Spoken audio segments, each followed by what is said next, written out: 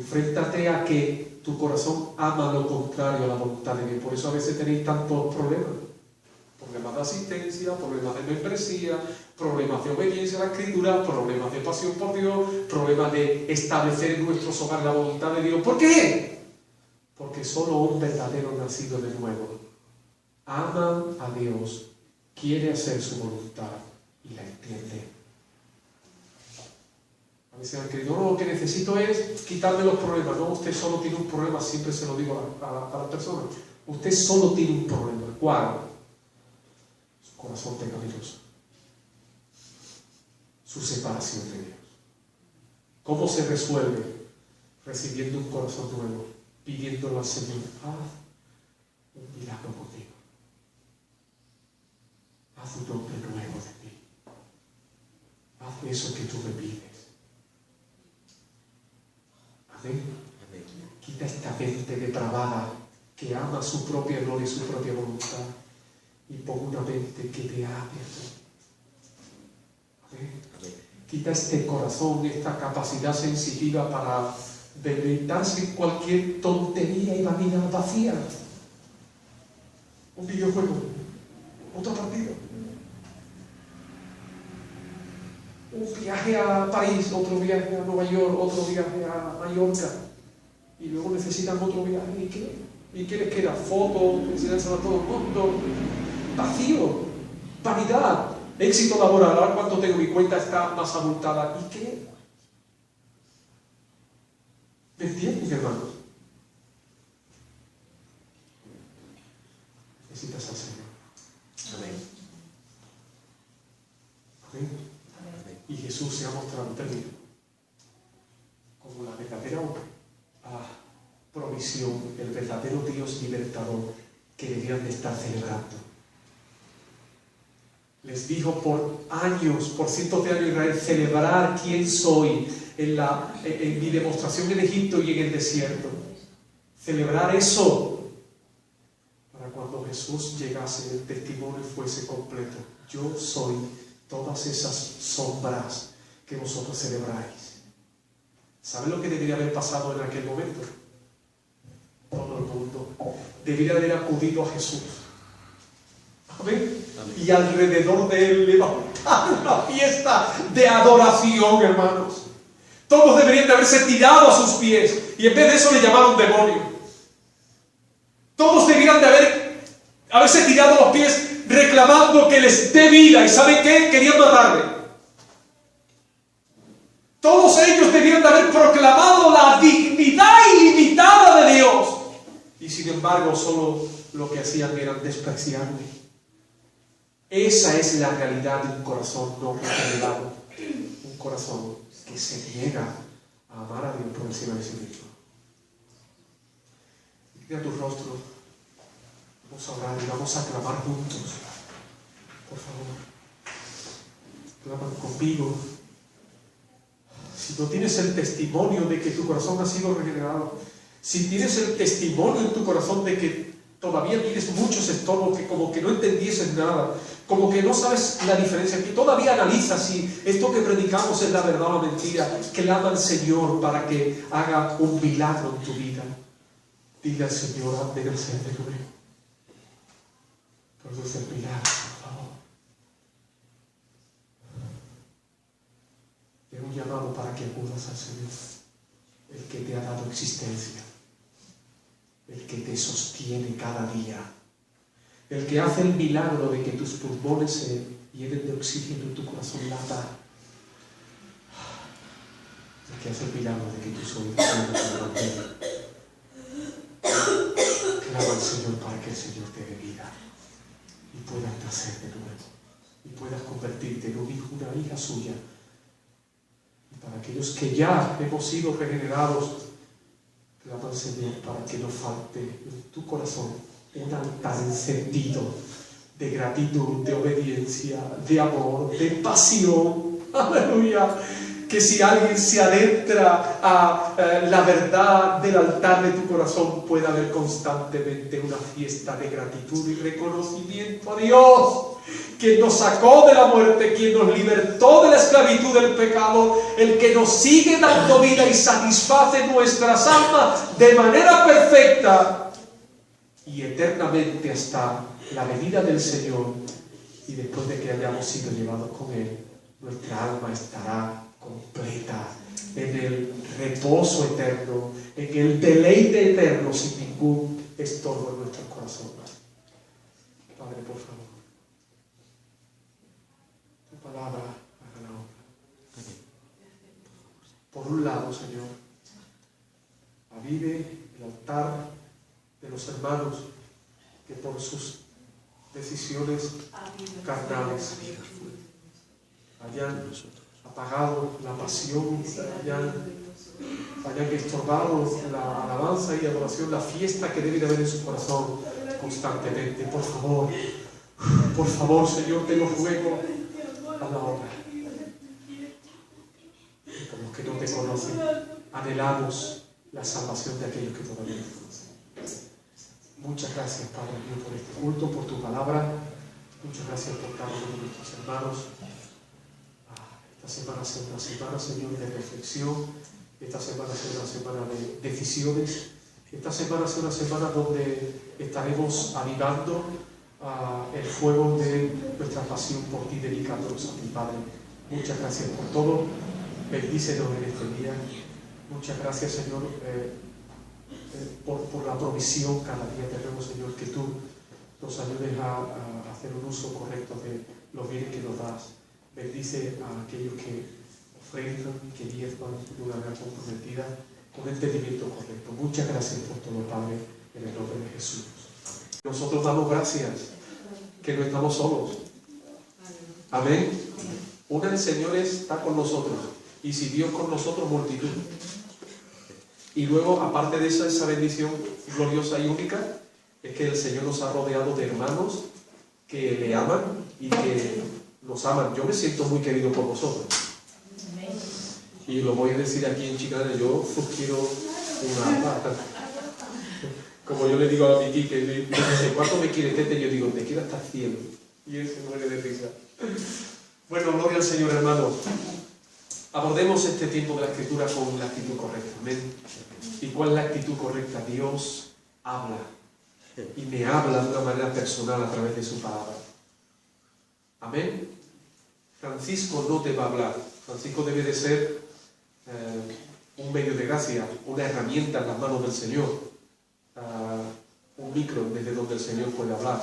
Amén. Pero la palabra de Dios no es lo que yo digo, sino lo que Él ya ha dicho. Así que mi responsabilidad es poder predicar lo que Dios ya ha dicho. Porque lo que Dios ya ha dicho en su palabra, ya ha hablado todo. Hay gente que en esa tendencia, no sé cómo llamarla, infantil y además herética. Vaya dos palabras que no concuerdan, ¿no? Ser infantil y herético no concuerdan, pero entiéndanme. Están esperando que Dios hable algo nuevo. Que Dios le hable a través de quién y de cuándo y de dónde, no sé. Y hay gente que hace largos viajes para escuchar a personas que pareciera que tienen un mensaje de Dios. Este es el mensaje de Dios. Amén. El perfecto mensaje de Dios. Amén. Usted no necesita oír otra cosa que lo que Dios ha hablado. Así que, si usted quiere saber qué es lo que Dios quiere de usted, lea la Escritura. Si usted quiere saber qué va a pasar en el futuro, lea la Biblia. Si usted quiere saber qué está pasando en el presente, lea la Escritura. Amén. Amén. Dios tiene en este libro, que contiene 66 libros, tiene toda la verdad redactada acerca de quién es Él, de cuál es su voluntad, de cómo nosotros debemos de vivir y una expresión extensa acerca de la obra de redención para el hombre. Amén. Así que el Señor nos ayude a amar su palabra. Dijo en una ocasión que si alguien dice, el apóstol Juan dijo, si alguien dice amar a Dios y no guarda sus mandamientos, no ama también su palabra, el tal es un mentiroso. Es una manera de poder distinguir si alguien es verdaderamente cristiano. Si alguien es verdaderamente cristiano y ama al Señor, ama la palabra. Amén. Amén. Y el que la ama se alimenta de ella deleitosamente. El salmista en el capítulo 1, como expresando lo que iba a expresar en todo el libro de los Salmos, o el contenido del libro de los Salmos, él decía que la ley de Jehová era su delicia, de día y de noche, y que en ella meditaba. Ella es su delicia y en ella meditaba de día y de noche.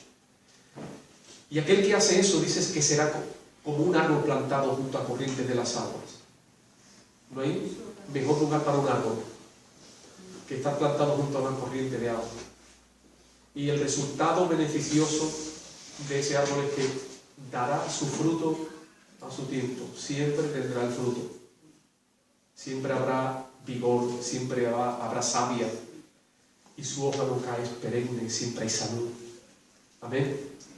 Así que si esa es la imagen de un creyente sano, es el consejo perfecto para estar sano, amar y deleitarse en la palabra de Dios. Amén. Amén. En el orden de prioridades, la palabra del Señor debe estar en el primer lugar. Gloria al Señor. Vamos a la Escritura, al Evangelio de Juan. Hoy estamos en el capítulo 7. Volvemos al capítulo 7.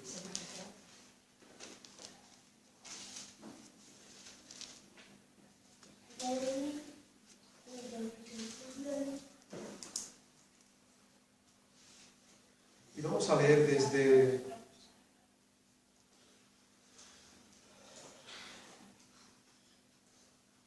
el versículo 14.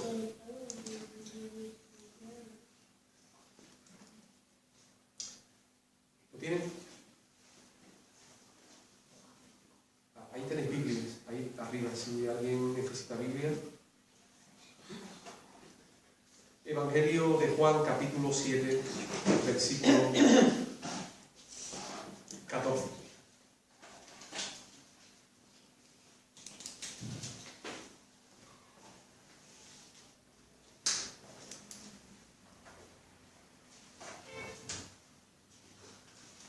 Alguien que pueda leer el texto.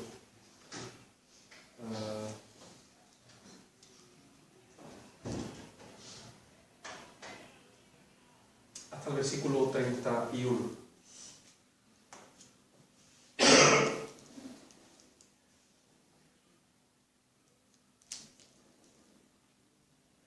Hasta la mitad de la fiesta subió Jesús al templo y enseñaba y maravillaba a los judíos diciendo: ¿Cómo sabe estas letras sin haber estudiado? Jesús le respondió y le dijo: Mi doctrina no es mía, sino de aquel que me envió.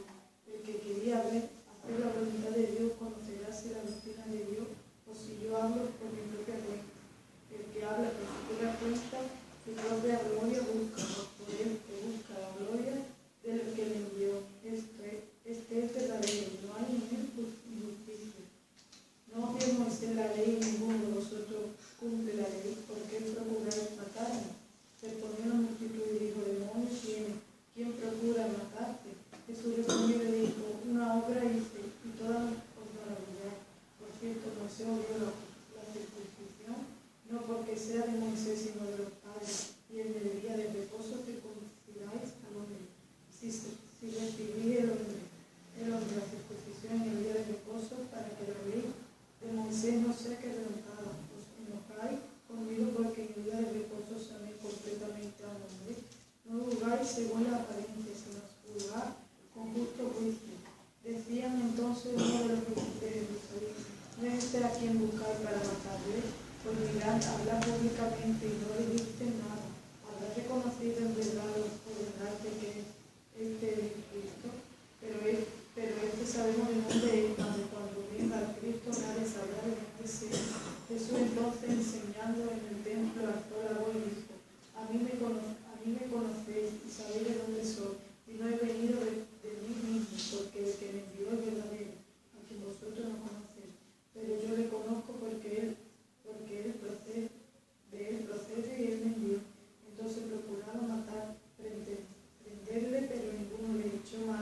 pero aún no había llegado su hora. Por el Señor. Quisiera hacer una introducción acerca del sentido del tema de hoy. No sé, yo creo que todos nos hemos encontrado alguna vez sé que todos nos hemos encontrado en la oficina de un médico, o en la consulta de un médico. Y seguro que habéis tenido diferentes experiencias. En ocasiones os ha tocado tratar con un médico que es profesional, pero que no nos ha convencido de su preocupación personal por nosotros y por nuestra situación. Y quizás ha hecho su trabajo, pero hemos sentido esa distancia con el profesional. Y en otras ocasiones nos ha tocado gratamente tratar con otros profesionales, otros médicos, en los que de primera nos han hecho sentir importantes en cuanto a que le interesamos, ¿sí? Se han preocupado, han ido más allá de cumplir con el protocolo médico, y se ha creado una situación amistosa entre el médico y el paciente. ¿Te ha pasado o no? Bueno, en ocasiones mi esposa y yo hemos tenido que cambiar de médico en la Seguridad Social porque el médico que teníamos, como decimos aquí en Andalucía, era un malaje. Era una persona con un mal carácter y solo cumplía de manera superficial con su responsabilidad. Y nos cambiamos a otro médico, en este caso una doctora, pues gracias al Señor, yo las veces que he acudido a esta persona, siempre me ha tratado con cercanía y preocupándose más allá del protocolo. Y es que hay una diferencia entre un profesional de oficio y un profesional de vocación. ¿Sí o no? Pero esto no solo ocurre en la medicina, ocurre en todos los ámbitos. Hay gente que ha estudiado un oficio y el fin de ese oficio es cuánto iba a cobrar. Está más preocupado por su situación económica que por la labor que hace. Así que cuando ejerce de ese oficio, este profesional pues tiene una actitud bastante superficial ante sus responsabilidades. No sé si me estás entendiendo. Luego hay otros que eligen estudiar no por cuánto van a cobrar, sino porque sienten un llamado, una vocación. Al punto de que lo que más les interesa no es cuánto van a cobrar, sino que sienten un deseo de poder ejercer esa labor porque creen que es su razón de existencia. Es decir, ellos se sienten satisfechos y llenos mientras hacen esa labor.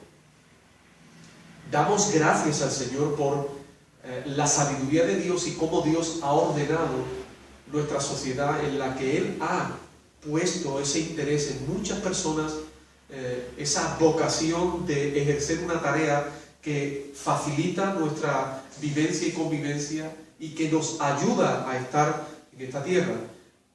Podía hablarles de ejemplos como Médicos Sin Fronteras, podía hablarles de los innumerables voluntarios en tantos sectores como en la Cruz Roja, en el Banco de Alimentos, en orfanatos, no sé. La verdad que damos gracias al Señor porque Dios haya despertado este deseo en el corazón de hombres caídos. Eso es sorprendente. Amén. Eso tiene que ver con la gracia común. Dios es un Dios de amor, Dios es un Dios de gracia y sigue obrando beneficiosamente aún para hombres y mujeres que no quieren tenerle en cuenta. La gracia del Señor es sorprendente. Amén. Hay un texto de la palabra del Señor que dice que Dios hace salir el sol ¿para quién? Para justos e injustos, hablando acerca de Dios sigue beneficiando, Dios sigue mostrando gracia, misericordia y amor, aún incluso a sus propios enemigos. Gloria a Dios. Amén. Así que sí, nos hemos encontrado con personas en las que han sentido una vocación en sus labores y nos hemos sentido beneficiados porque ellos sintieron que eso era más allá de una labor, una responsabilidad, era una pasión. Y quiero que hagamos la diferencia entre estas dos verdades. Hacer las cosas porque sí, hacer las cosas con un interés superficial o hacer las cosas por un verdadero interés.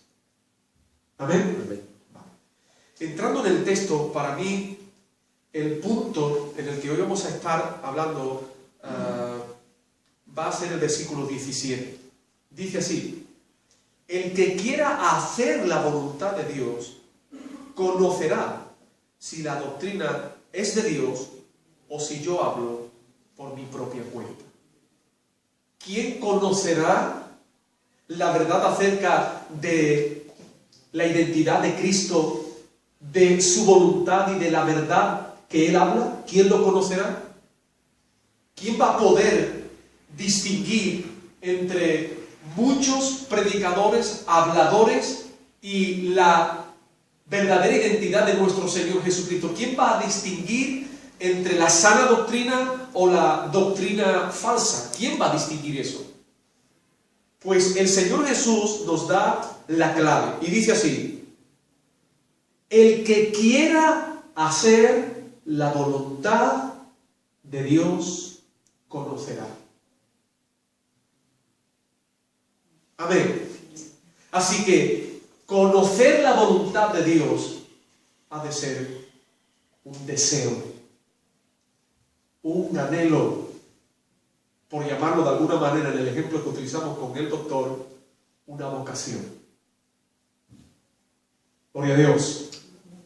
Al punto de que si alguien no siente un anhelo, un deseo por la voluntad de Dios,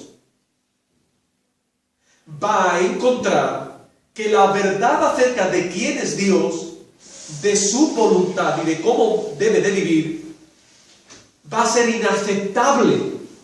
¿Por qué? Porque entran en conflictos con los anhelos y deseos del propio hombre y mujer. ¿Me han entendido? ¿Sí? ¿Amén?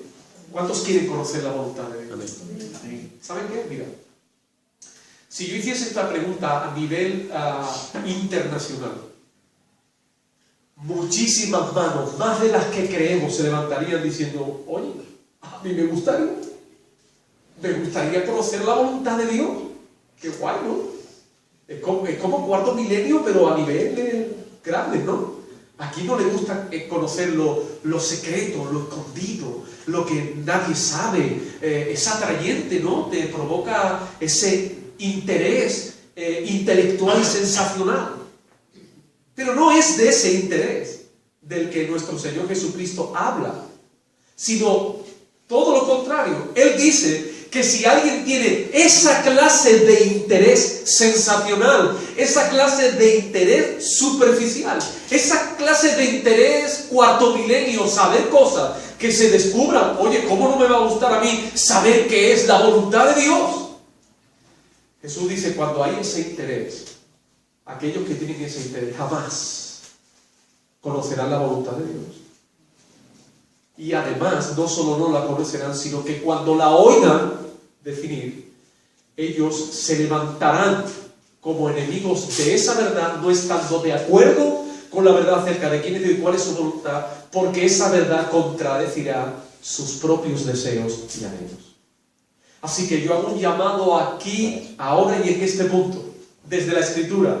El Señor Jesús nos está llamando a que levantemos un clamor para que nuestros anhelos sean los suyos.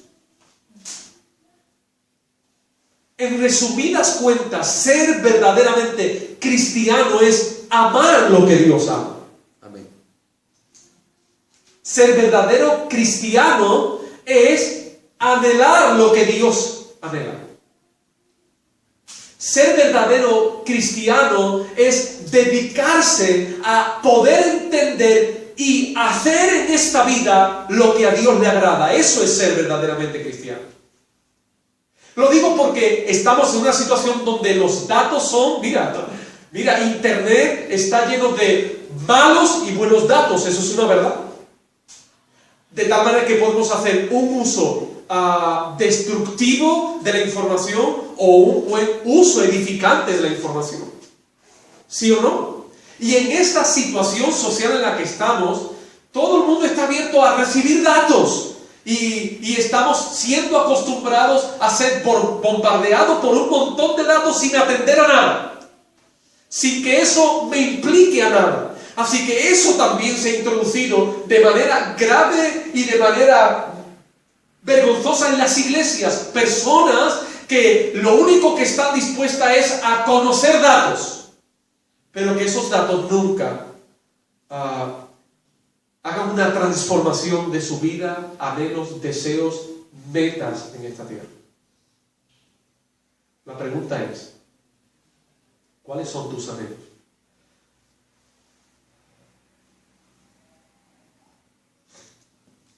¿Cuáles son tus anhelos? Desde aquí hacemos un llamado a que tú vivas clamando, yo también, para que nuestros anhelos sean conforme a la voluntad de Dios. Que busquemos lo que a Dios le glorifica y a lo que Dios le honra. Eso también sabe qué significa. Que vas a encontrar muchas cosas en tu vida que no honran a Dios. ¿Y cuál debe de ser tu tarea y la mía? Ir tomando decisiones y deshaciéndonos de aquellas cosas que no honran y glorifican al Señor, porque si no hacemos esa tarea estaremos mostrando que verdaderamente nuestro interés no es conocer la voluntad de Dios. Y tengo que hacer aquí una puntualización. Conocer en la Escritura es intimar, es conocer a través de relación. ¿Amén? ¿Están entendiendo? Si voy a volver al versículo y ahora vamos a adentrarnos en el texto. El que quiera hacer la voluntad. Así que el secreto de conocer la voluntad de Dios es anhelar, querer hacerla. El secreto de conocer la voluntad de Dios es querer hacerla. La gente que no conoce la voluntad de Dios es porque no quiere hacerla. Amén. ¿Cuántos quieren hacer la voluntad de Dios? Yo quiero hacer, yo soy sincero, yo quiero hacer la voluntad de Dios, pero sigo encontrando estorbos en mi carácter, que en ocasiones son un gigante con el que tengo que pelear. Pero que quiero hacer la voluntad de Dios, que quiero hacer la voluntad de Dios. De allí donde querer hacer la voluntad de Dios es hacer la voluntad de Dios, que quiero hacerla. Pero encuentro obstáculos. ¿Y cuál debe de ser mi siguiente paso? Clamar a Dios. Y decir, Señor, ayúdame. Ayúdame porque yo quiero hacer tu voluntad. Y todavía en mi corazón hay cosas en las que se resiste a rendirse. Amén. Un consejo. La relación con el Señor cotidiana, la relación con el Señor íntima y diaria, es la herramienta, como yo digo, forjada en los cielos para derribar toda oposición de tu corazón. También he encontrado a gente que quiere que esos estorbos se derrumben sin intimar con Dios. Y yo digo, eso no va a suceder. Amén. Es como conocer a otra persona desde la distancia. Y cuando conoce a alguien desde la distancia hay estorbos que nos impiden porque no te comprendo, porque no estoy de acuerdo, porque es en la intimidad donde yo tengo que tomar decisiones, y enamorarme o amar a la otra persona me lleva a tomar decisiones que derriban mis obstáculos para tener una relación sana, intime con el Señor. Así que si aquí hay alguien que no ha nacido de nuevo y está diciendo, Señor, conviérteme, Señor, ayúdame, yo quiero convertirme, pero quiere convertirse desde la distancia, esto no va así. Usted debe de dedicar tiempo a la lectura de la Escritura. Amén. Usted debe de arrodillarse delante del Señor y decirle, mira, siendo sincero, decirle, mira, yo quiero conocerte, yo quiero amarte, pero necesito que tú me des un corazón nuevo y una mente nueva que pueda poder entender quién eres. Por favor, hazlo. Y yo te digo, cuando usted toma esa actitud ante la Escritura, Dios, que es quien salva, no usted, Dios intervendrá para la gloria de su nombre y para el beneficio de su alma. Amén. Amén. Amén. Vamos a introducirnos en el texto. Dice el versículo 14, dice: mas a la mitad de la fiesta subió Jesús al templo y enseñaba. Y se maravillaban los judíos diciendo: ¿cómo sabe este letra sin haber estudiado? Jesús le respondió y dijo: mi doctrina no es mía, sino de aquel que me envió. El que quiera, dilo conmigo, léelo conmigo, el que quiera hacer la voluntad de Dios, conocerá si la doctrina es de Dios o si yo hablo de mi propia cuenta. Gloria al Señor. La semana pasada dejamos a Jesús en medio de una situación en su propia casa, recordad, muy dolorosa. ¿Se acuerdan? Volver a repetirlo. La semana pasada dejamos a Jesús en una situación en su propia casa muy dolorosa. ¿Cuál? Jesús enfrenta y sufre la incredulidad de sus propios hermanos. ¿Recuerdas el texto? Ni aún sus hermanos creían en él. Pero lo enviaban para que en el día de la gran fiesta hiciese milagros y se mostrase. Sus hermanos solo le ven como un posible famoso milagrero del que sacar provecho personal, subiéndose a la ola de la fama buscando satisfacerse en ella. ¿Qué ven sus hermanos en él? Pues a un posible famoso en Israel. Un famoso que hace milagros. Nadie ha hecho milagros. Viene él y hace milagros. Eso es evidente. Hasta el punto que en una ocasión Nicodemo viene y le dice a Jesús: mira, sabemos que vienes de parte de Dios porque las señales que tú haces, si Dios no estuviese contigo, nadie no las podría hacer. Porque nadie había hecho esos milagros. Nadie había resucitado a muertos, nadie había sanado a enfermos, nadie había sanado a leprosos, nadie había hecho los milagros que Jesús había hecho. Sus hermanos lo ven como un posible famoso religioso milagrero. Amén. No ven en él, recuerdan el mensaje del sermón de la otra ocasión, no ven en él la señal que apuntaba hacia Jesús como el Mesías, la promesa encarnada, Dios entre nosotros, el Emmanuel. Ellos no ven eso. Lo único que ven es la posibilidad de subirse a la ola de la fama religiosa y poder hallar, gracias a su hermano, una identidad pública. Es decir, nosotros somos los hermanos del milagrero, Siempre el hombre intentando ser significante, hallando significado para los demás. Es decir, siempre el hombre intentando hallar significado personal cuando los demás le miran y creen que es alguien valioso. Como siempre, queriendo encontrar valor y significado fuera de Dios. Pero la experiencia fue bastante dolorosa para nuestro Señor Jesús, porque no trataba con personas desconocidas, sino con sus propios hermanos. Y eso apuntaba acerca de que la ruina de la incredulidad ha matado a toda la humanidad. Amén. Y que la fe no es una capacidad humana, sino un regalo, un milagro de Dios. Porque si Dios no interviene, todos responderán como sus hermanos, con incredulidad. Amén. Amén. Esa es la situación. Hoy seguiremos a Jesús, que acude a la fiesta de los tabernáculos, fiestas que celebran la salida de Israel de Egipto y el cuidado generoso de Dios a su pueblo por 40 años en el desierto, siendo su completa provisión.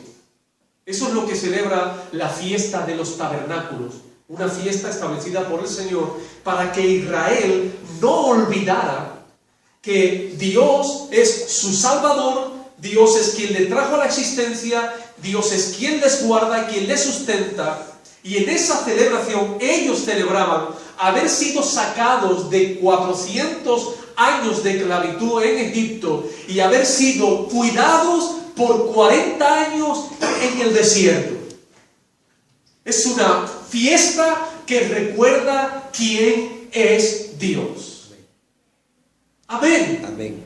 Un Dios todopoderoso que saca a su pueblo de la esclavitud de un imperio como los egipcios, y no solo eso, sino un Dios todopoderoso, amoroso y proveedor que tiene la capacidad de cuidar a su pueblo por 40 años en un desierto inhóspito. Vaya, hermano. Pero eso no era solo para ellos, sino que también es testimonio para nosotros. Porque viendo lo que Dios hizo con Israel en Egipto, viendo lo que Dios hizo por 40 años en el desierto, cuidándoles de manera perfecta, nosotros podemos ver el poder, el amor, la soberanía, la ternura, el cuidado y la fidelidad de Dios. Dios es fiel. Amén. Amén. Muchos de nosotros en nuestro caminar, bueno, todos nosotros en nuestro caminar cristiano ya hemos visto esto. Una pregunta para hacerte entender esta situación. Israel es sacado de Egipto. Ellos están celebrando que fueron sacados de Egipto y que fueron cuidados por 400 años, por 40 años. Yo tengo una pregunta. Si usted tiene que salir de viaje 5 días a Roma, le preguntará a la semana, ¿cuántas maletas necesita? No, si dice una, ¿usted cuántas necesitaría? 2, 3, ya la conocen. Mami, ¿cuántas maletas necesitas tú? 3 o 4. Mari Carmen, ¿cuántas te llevaría? Media. No, si es que esto va así. Irma, ¿cuántas maletas te llevarías tú? Un par de ellas. Pero, si en vez de una semana te tienes que ir 15 días, ¿cuántas maletas te llevas? Media casa, ¿no? Media casa. Bueno, y si en vez de 15 días te vas 3 meses, 3 años, 40 años.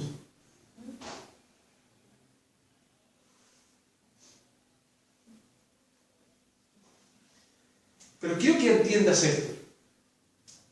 Israel es sacado de Egipto, llevado al desierto por 40 años sin nada. Lo único que llevaban era lo puesto y unas joyas que habían pedido porque Dios le había dicho que pidieran esa joya al pueblo egipcio. Pero quiero que entiendas, hermano, y ahí te vas a sorprender. Lo que Dios hace con Israel es, primero, sacarle de un imperio. Derrite el imperio, lo arruina el imperio. Y Dios no utiliza ángeles, arcángeles, no, utiliza moscas, mosquitos, piojos, ranas. Dios es increíble. Y cuando lo saca ahora, no ha sacado una familia. Porque si tú como mujer y estás contando, yo y mi esposo haciendo un viaje a Roma, 3 días, 4 maletas, no estás sacando a un matrimonio, a una pareja, no estás sacando a una familia grande, no estás sacando a cientos de personas, no estás sacando a miles de personas, estás sacando a 2 millones de personas. En la fiesta de los tabernáculos se celebraba que Dios había sacado a Israel de Egipto y había pastoreado, cuidado por 40 años a 2 millones de personas en un desierto. Mujeres, niños, ancianos. Para que lo entiendas, este dato te va a gustar.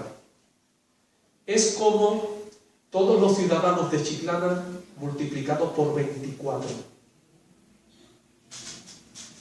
Moisés pastoreó en el desierto un número de personas tanto como 24 chiclanas completos, como 10 Cádiz completos, como 2 ciudades completas de Barcelona. 2 millones de personas. ¿Habías visto eso? No. Juan Moisés. Por eso la Escritura dice Moisés, el hombre más manso de la tierra. 2 millones con todo lo que son cuidar a gente en un desierto. 40 años dándole a 2 millones de personas agua sin grifo. Todos los días. 40 años dándole pan a 2 millones de personas sin panaderías ni hornos.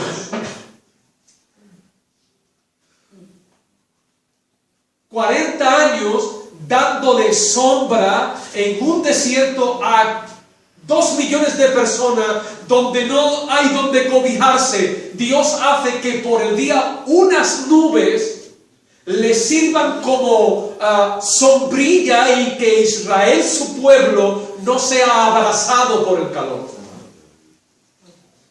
40 años.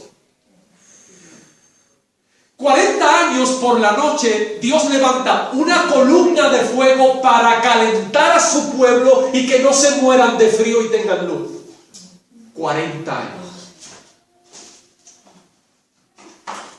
40 años de cuidar a 2 millones de personas para defenderle de las tribus y los pueblos de un desierto que están acostumbrados a poder subsistir robando y quitándole la vida a quien pueda. Iban a un campamento, todas las mujeres, doncellas o jóvenes eran para ellos, todos los alimentos eran para ellos, todos los jóvenes eran para ellos, para ser el soldado, y todo lo que nos servía. 40 años Dios cuidando de manera perfecta a un Israel, 2 millones de personas en un desierto. De eso se trataba la celebración de los tabernáculos, a la que Jesús acudía, y no acudió el primer día, sino a la mitad de él. ¿Por qué Jesús acude a la mitad de la celebración cuando esa celebración es una celebración impuesta por Dios mismo, y además es una celebración que glorificaría a Dios? ¿Saben por qué Jesús acude a la mitad? Porque aquella celebración realmente no celebraba a Dios.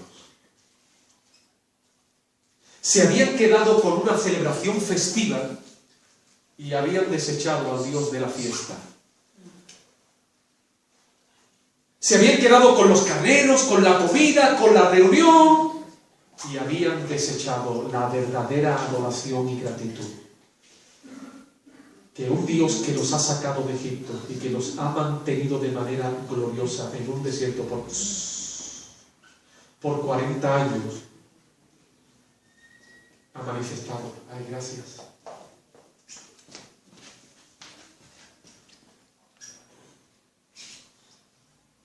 Una pregunta: ¿qué sirve una fiesta para Dios sin Dios? ¿Para qué sirve una fiesta para la gloria de Dios donde no se da gloria a Dios?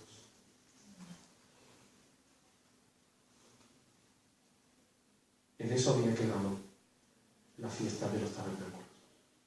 Una fiesta preciosa, donde en esos días todo Israel dormía en cabañas, dejaban sus casas y sus tiendas y dormían en cabañas hechas para recordar que un día fueron errantes por 40 años en el desierto y que Dios los cuidó. Olvidaron de dónde Dios los había sacado. Olvidaron lo que Dios había hecho por ellos.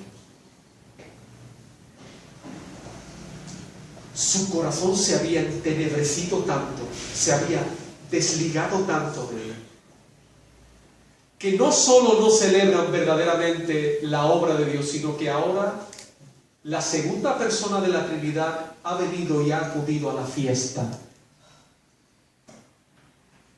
Y no solo no lo reconocen, sino que se levantan contra Él, quieren matarle y se atreven a llamar a Dios demonio.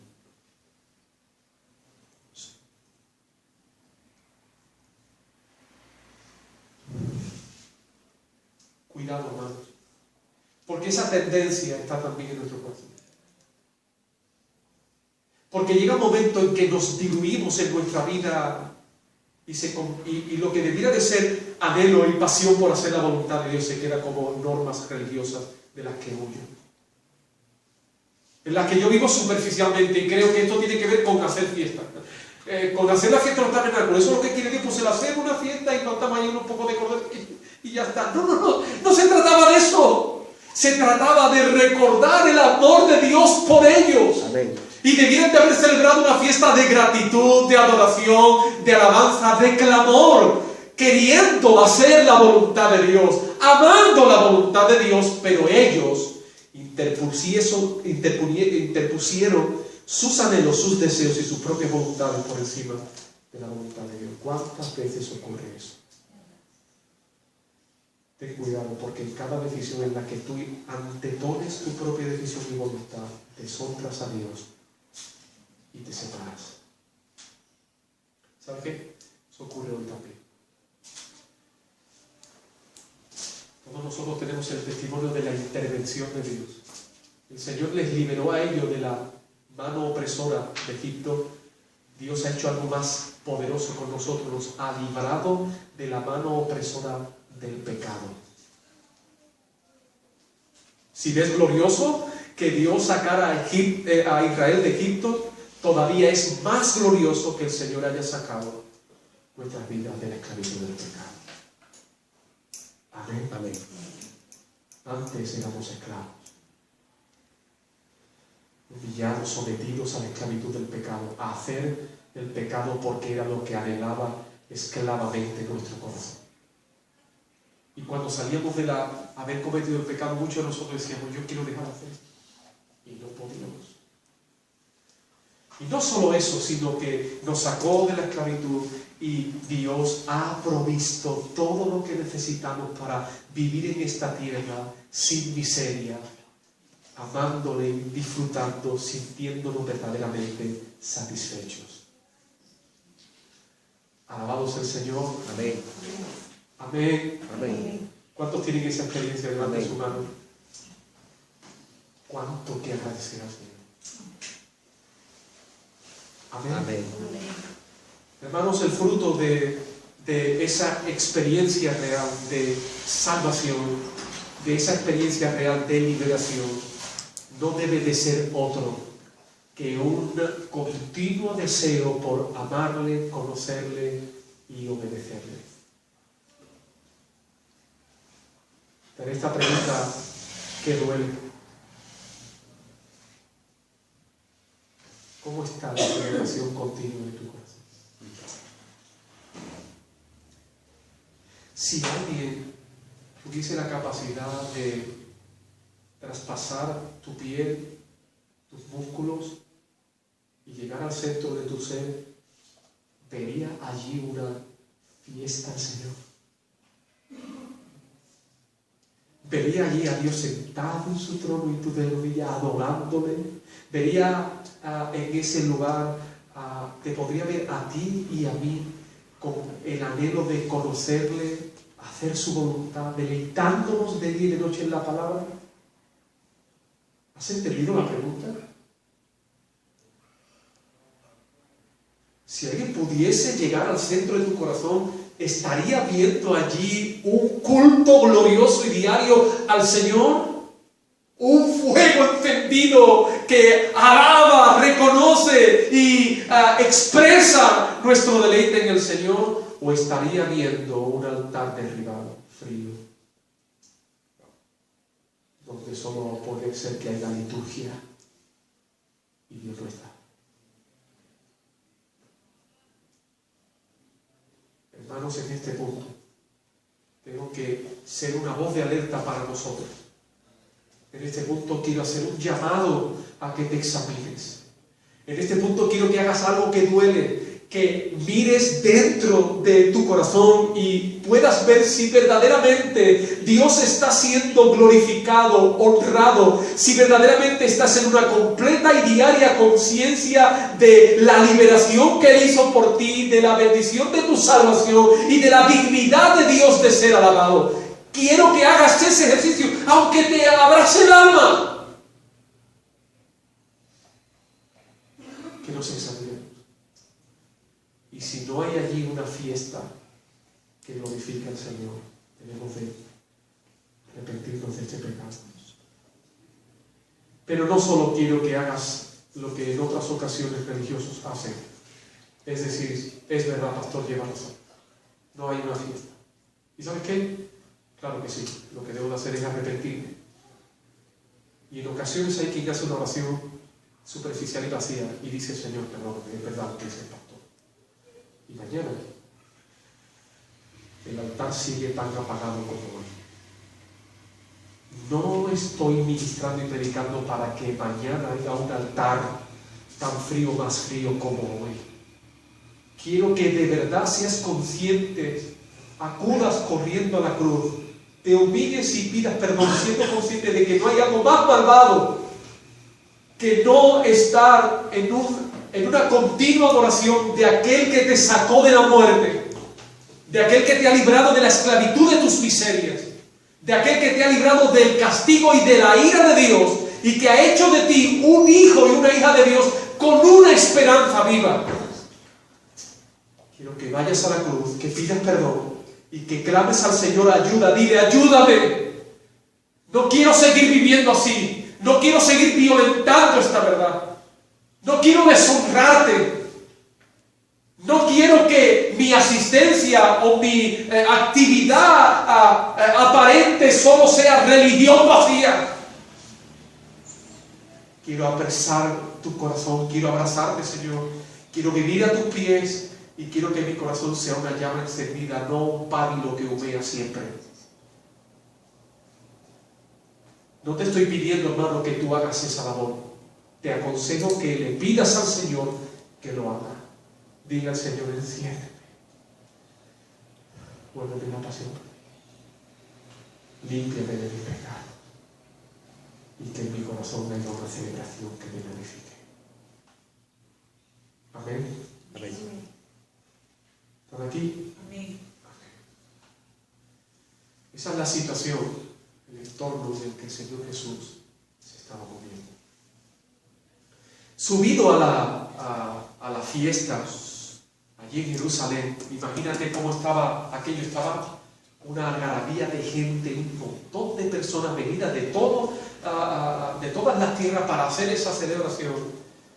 Y en medio de aquello estaba Dios, el Mesías, encarnado, pasando desapercibida. Wow. Hermano, ¿se puede esconder una luz en las tinieblas? Lo que quiero decirte es que la incapacidad de ver a Jesús, a Dios encarnado, al Mesías, en medio de Israel, en medio de las tinieblas, la incapacidad de ver la luz no era una incapacidad visual o intelectual, sino moral. No le reconocían no porque no le vieran, sino porque no querían reconocerle como Dios. Porque su corazón estaba en tinieblas, y cuando el corazón está en tinieblas, el corazón ya tiene un Dios que es el mismo y no cabe otro. Ese es el problema. El problema es que en el corazón de aquellos que están en tinieblas ya hay una adoración apasionada. Ya hay un Dios al que le rinden adoración, pleitesía y obediencia. ¿Quién es ese Dios? Ellos mismos. Y como ese trono ya está cubierto, no permiten, no entienden, no interpretan, no dan lugar a que haya un Dios diferente a ellos. Así que la incapacidad no era visual ni intelectual, la capacidad era moral. Volvemos al texto de Juan en el capítulo 1, que dice que la luz vino aquí y los hombres amaron más. Yo no lo puedo entender, hermano. En medio de las tinieblas de Israel, la luz más brillante estaba brillando y no querían ver su brillo. Jesús se lo dijo anteriormente, lo predicamos la semana pasada. Le dijo a sus hermanos: para vosotros es tiempo, pero para mí no. A vosotros no os odian, pero a mí sí. ¿Por qué? Porque yo manifiesto que son malos. El Señor nos ayude a correr hacia la luz. Amén. A correr hacia Cristo. en un entendimiento correcto de su santidad, justicia y benevolencia. Alabados el Señor. El Señor nos ayude a que nuestro corazón ame lo que Dios ama, anhele lo que Dios anhele y se dedique a lo que Dios quiere que nosotros nos dediquemos, porque cuando vivimos de esa manera, impedimos que las tinieblas cieguen nuestros ojos y nuestro entendimiento. Amén. Amén.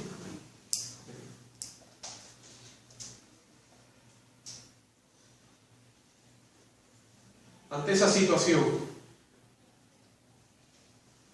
el texto dice: mas a la mitad de la fiesta subió Jesús al templo y enseñaba, y se maravillaban los judíos diciendo: ¿cómo sabe este letra sin haber estudiado? Mire, la benevolencia de Dios es después de que le odian, le aborrecen, quieren matarle, tienen que huir de ellos, Él sigue abriendo su boca en gracia para enseñarle. No puede ser. Nuestro corazón queda impactado por la misericordia y la benevolencia de Dios. Sigue abriendo su boca en gracia. ¿Y qué es lo que está enseñando? Está enseñando acerca de quién es Dios, de quién es Él y de quién son los que oyen. El Evangelio está siendo ministrado de manera contundente, el Evangelio que salva, el Evangelio que rescata las almas de la perdición, el Evangelio que da primero la terrible noticia: eres un malvado que odias y aborreces a Dios y que no puedes hacer nada para cambiar tu naturaleza, pero yo, Dios, está la buena noticia: he venido para salvar a los pecadores que he escogido y elegido. Amén. Amén. Ellos se sorprenden, ven la sabiduría de Dios, pero su sorpresa es una sorpresa intelectual. ¡Wow! ¿Cómo habla? ¡Qué profundidad! Pero no quieren ver la verdad acerca de lo que manifiesta cuando enseña. Él es Dios. Él es la palabra encarnada. Él es la ley vivida. Él es el Salvador del mundo. Él es el Mesías. Él es la promesa de Génesis. Él es la simiente de la mujer que viene a pisar la cabeza del diablo. Él es el Cordero de Dios que quita el pecado del mundo, pero ellos no quieren verlo. Y solo ven un gran exponente de la verdad, otro maestro más. Y Jesús hace una declaración poderosa, gloriosa e impactante. Y es el versículo 17 en el que queremos ir acabando. Dice: Jesús le respondió a la pregunta de: bueno, ¿cómo sabe esta letra sin haber estudiado? Jesús le respondió y dijo: mi doctrina no es mía, sino de aquel que me envió. Lo primero que hace es mostrarse humilde. Lo primero que hace es mostrarse contrario a lo que ellos muestran. Ellos buscan su gloria. Jesús busca la gloria del Padre. Jesús en la tierra es el representante, el ejemplo de cómo nosotros debemos de vivir aquí en la tierra. Y nosotros no debemos de estar viviendo buscando nuestra propia gloria, sino la gloria de Dios. Y esto es un obstáculo en el corazón de los hombres que no pueden ver, ni entender, ni amar la voluntad, ni la identidad de nuestro Señor Jesucristo. Porque ellos se aman a ellos y su gloria, y no están dispuestos a dejar de amarse a ellos para glorificar a Dios. Y Jesús le dice esta verdad. Jesús le respondió y dijo: mi doctrina no es mía, sino de aquel que me envió. Mira lo que dice el 18 en conexión. El que habla por su propia cuenta, su propia gloria busca, pero el que busca la gloria del que le envió, este es el verdadero, y no hay en él injusticia. Amén. ¿Cuántos quieren conocer si alguien está hablando la verdad? Si es un siervo de Dios, si es un hermano que con un corazón correcto que ama al Señor, si es un verdadero exponente de la sana doctrina, pues está claro que esto nos los ha enseñado. Si ama la gloria de Dios por encima de su propia gloria, si lo único que busca, trabaja, elabora y se entrega es a glorificar a Dios, a que los hombres acudan al Señor como el único fin y bendición de sus propias vidas? Si hay alguien así, tienes que saber que ese es verdadero. Pero si hay alguien que lo que está utilizando es el púlpito, la doctrina, para autoexaltarse, para buscar su propia gloria, ya debes de saber que es un falso ministro del Señor. Amén. Jesús se le está diciendo: yo soy el verdadero. Y lo que hablo yo es la verdad. Uno, porque no hablo lo que quiero, no hablo por mi cuenta. Eso es lo que significa hablar por la cuenta de uno. No hablo lo que quiero, sino hablo la voluntad del Padre y no busco mi gloria. Dios tenga misericordia de tantos hombres en una situación miserable que están utilizando la Escritura, la palabra y la posición que Dios les ha dado para buscar su propia gloria. Hoy hablaba con un hermano que está pastoreando una iglesia acerca de esta situación por la mañana. Hablamos de nuestros familiares, unos que han partido ya con el Señor y otros que no, hablando acerca de su salvación, y referíamos los dos que nuestros familiares que han partido han tenido un testimonio, una predicación del Evangelio desde nuestro compromiso de manera correcta. Y siempre que yo hablé a los míos, en este caso a mi padre, siempre le hablé acerca de su situación real. Estás perdido, necesitas clamar al Señor y arrepentirte de tus pecados y responder con arrepentimiento y fe, porque si no, lo que queda es la ira de Dios sobre ti. Yo recuerdo que otros familiares me acudían y le hacían hacer la oración del pecador. Le hacían una oferta. ¿Tú quieres ir al cielo? Claro. ¿Tú quieres curarte? Claro, pues vamos a hacer una oración que, verás, cuando tú hagas la oración, Dios te va a sanar, tú vas a ser cristiano. Mi padre hacía la oración y los que le predicaban les convencían a mi padre de que ya era un hijo de Dios. Son familiares muy cercanos míos. Yo luego me sentaba con mi padre y analizaba qué había entendido, no había entendido nada. Porque buscan su propia gloria. Porque lo único que buscaban al salir de la habitación es: yo he sido quien le ha llevado al Señor Jesús y ha hecho la oración del pecador conmigo. Cuando veas a alguien que busca su propia gloria, deben de tener el testimonio de que estas personas no son de verdad, no están sirviendo al Señor, ni hablan de manera comprometida para la gloria del Señor. Jesús dijo: yo soy la verdad. ¿Por qué? Porque no hablo por mi propia cuenta, hablo lo que Dios Padre quiere que hablen dos. No busco mi gloria, sino la suya. Amén. Amén. Amén. Amén. Y nos dio la clave en esto. ¿Cuál? 17. El que quiera hacer la voluntad de Dios conocerá si la doctrina es de Dios y si yo hablo por mi propia cuenta.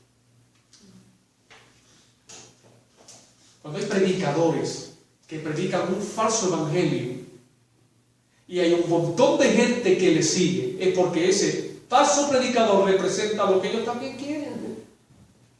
Les ofrecen lo que ellos quieren. El falso predicador busca gloria propia y los falsos creyentes que le oyen también buscan su propia gloria. Así que hay una simbiosis, hay una conexión perfecta. Falsos predicando mentiras, mentirosos alimentándose de falsedad, engañando y siendo engañados. Amén. Amén. Porque en verdad no quieren hacer la voluntad de Dios. Ese es el secreto. ¿Por qué no entiendo? ¿Por qué no quieres hacer la voluntad de Dios? Esto de yo no lo entiendo, yo no lo veo así, es que la Biblia es muy difícil, es que Dios es muy complicado, ¿no? Es que vivir para Dios yo no lo entiendo. No es que no lo entiendes, es que no quieres hacer la voluntad de Dios. Ahora el llamado es el que desea hacer la voluntad de Dios, el que quiera hacer la voluntad de Dios. Y ahora la pregunta es: ¿Y quién quiere hacer la voluntad de Dios desde la perdición? Nadie. El apóstol Pablo nos enseña que nadie busca a Dios. Porque Dios es todo lo contrario de lo que yo anhelo y quiero desde mi perdición. ¿Lo entiende? Entonces, ¿qué está diciendo Jesús? No es una contradicción. No es una contradicción. Lo que está diciendo es, tú no puedes, pero Dios lo hará por ti. Es decir, lo que necesita no es una mente capacitada, no es un gran intelecto, no es estar lleno de muchos datos. Lo que necesita es lo mismo que necesitó Nicodemo: nacer de nuevo. Amén. Solo alguien que ha nacido de nuevo ama la voluntad de Dios. Y solo alguien que ha nacido de nuevo y ama la voluntad de Dios, quiere hacer la voluntad de Dios y entiende, sabe discernir entre lo falso y lo verdadero. Si hay aquí alguien entre nosotros que todavía se está preguntando si este ministerio es de verdad, si este ministerio predica el Evangelio, la gran pregunta ahora que hacerse es si realmente esta persona busca la verdad del Evangelio para vivir conforme al Evangelio. Y si no es así, es porque necesitas nacer de nuevo. Amén. Amén. Necesitas nacer de nuevo. ¿Y cómo se hace eso? Eso también se lo dijo Nicodemo al Señor Jesús. Y la respuesta de Jesús fue: tú no puedes. Porque el que nace de nuevo no es ni por voluntad de varón ni por voluntad de hombre, sino de Dios. Ahora, te dejas en una posición de, bueno, y si no puedo hacer nada, ¿cómo se me pide que yo crea? Ahora es tu momento para clamar a Dios. Porque Dios, a través de la